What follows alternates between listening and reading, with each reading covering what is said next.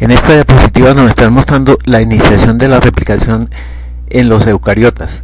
Recordemos que en los eucariotas hay un ciclo celular. De la fase G1 se pasa a la fase S, de la fase S a la fase G2 a la mitosis, y luego entramos nuevamente a fase G1 o interfase. Entonces nos dicen que la iniciación de la replicación empieza a prepararse desde la mitosis. ¿Por qué? Porque en la mitosis hay unas proteínas que son el complejo ORC.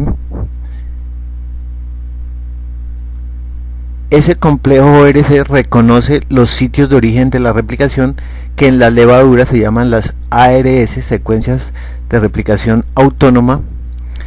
En estas secuencias ARS tienen miles de pares de bases. Dentro de esas miles de pares de bases se han descrito que hay unas secuencias de 11 pares de bases que son ricas en adeninas y timinas. Por lo tanto, se espera que, igual que en los procariotes, estas secuencias permitan una separación de las cadenas inducidas por superenrollamiento al interactuar la proteína o el complejo ORC o el hexámero ORC con los sitios de origen de la replicación ARS en particular. Una vez se une ORC, a continuación, al inicio de la fase G1 se unen otras proteínas, proteínas CDC18 y proteínas CDT1. Estas proteínas permiten la unión de unas proteínas MCM que actúan como helicasa. Entonces la interacción de estas proteínas ORC, CDT1, CDC18 más las proteínas MCM forman lo que se llama el complejo pre-replicación. Posteriormente se unen otros factores que en el libro no especifican cuáles. Algunos de ellos son fosforilados por las quinasas dependientes de ciclinas o por otras quinasas a otros factores como la HCK1 y la DFP1. Esto finalmente ocurre para que se pueda unir una proteína que se llama la CDC45, formando el complejo de preiniciación. Una vez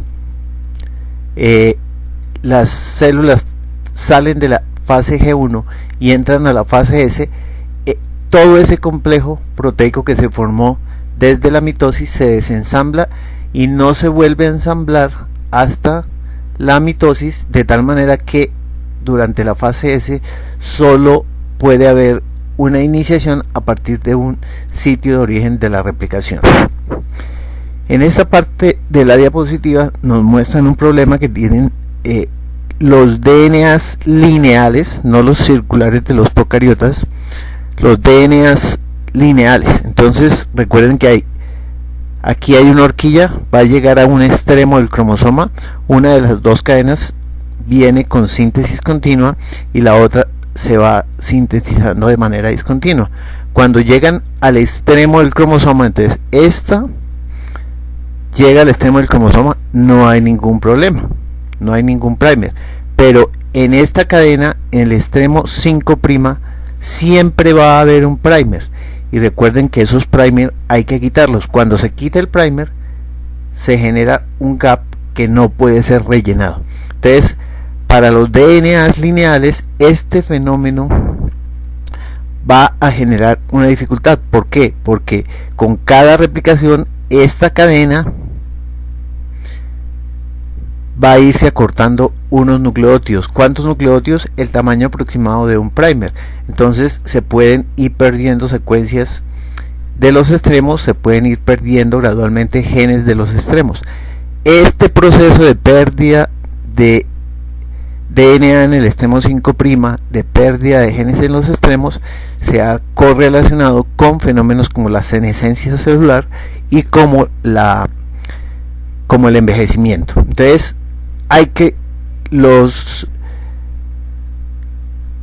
organismos que tienen genomas lineales tienen diferentes estrategias para resolver este problema. Entonces nos cuentan 3 estrategias que tienen algunos virus. Por ejemplo, los virus T4 y T7 nos dicen que tienen genes repetidos en los extremos, que esos genes repetidos en los extremos le permiten hacer varias recombinaciones.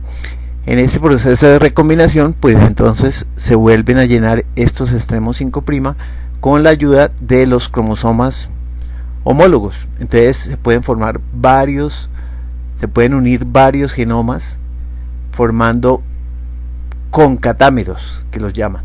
Entonces, fenómenos de recombinación porque tienen secuencias, genes que se repiten en los extremos de los cromosomas. Hay otra estrategia que es la que utiliza el bacteriófago Phi29 y los adenovirus, en el caso de los eucariotes, que en el extremo 5', ¿sí? En el extremo 5', entonces lo que hace es que una proteína que tiene una serina, el OH de esa serina actúa como cebador, como iniciador, y con base en esa serina, entonces esa serina es la que haría el ataque nucleofílico para que se agreguen los nucleótidos. Entonces estos nucleótidos ya no serían ribonucleótidos, sino desoxirribonucleótidos. Entonces estos nucleótidos ya no se quitarían y no se generaría este gap.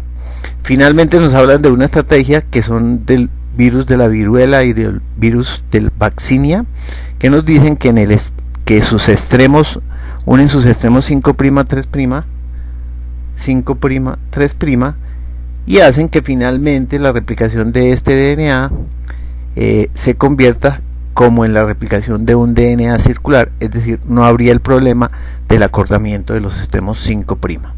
En el caso de nosotros y de los eucariotes, entonces hay un sistema que es el sistema de la telomerasa.